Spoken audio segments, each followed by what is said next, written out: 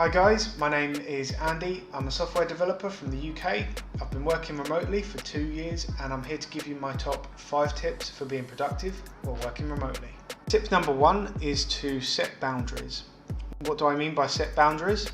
Well, when you start working remotely from home, you want to set aside a space within your home, perhaps an office or something like that, where you can just work during the day.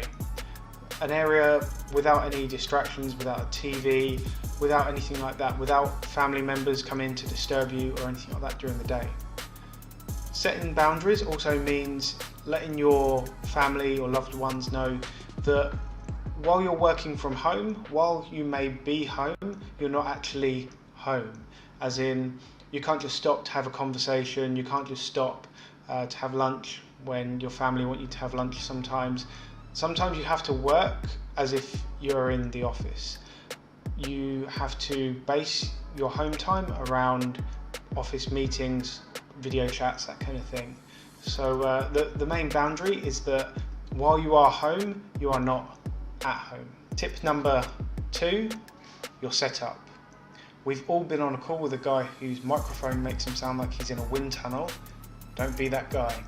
Get a decent microphone. You can pick one up for $10 to $15. They're not that expensive, and when you're on a call, people will definitely benefit from it.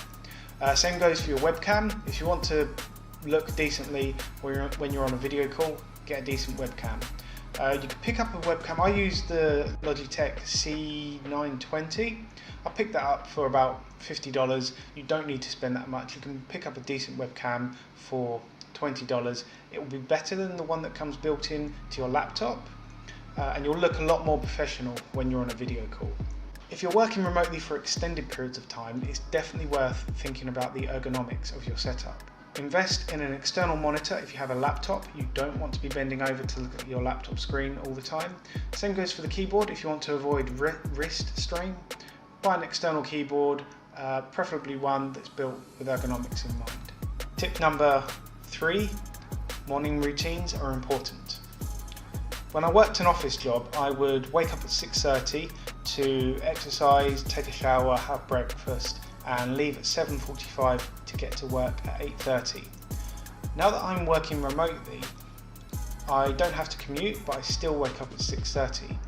I use the extra time in the morning to self-improve, so doing tutorials online or reading a book, any kind of self-help that will improve your life. Use that extra 45 minutes, not just to lay in bed or anything like that. Self-improve. Tip number 4, take breaks. I either take a 5-minute break every hour or a 10-minute break every 2 hours. That in addition to between a half an hour to an hour lunch every day. These breaks are short enough that I don't lose track of where I'm working, and they're long enough to take a breather and to take a new perspective on what I'm working on. Tip number 5, don't be invisible.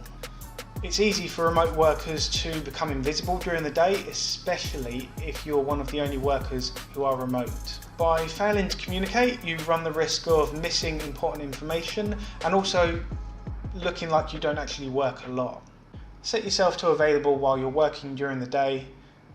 Let your colleagues know if you're taking a quick break, and make the extra effort to keep in contact with your colleagues throughout the day.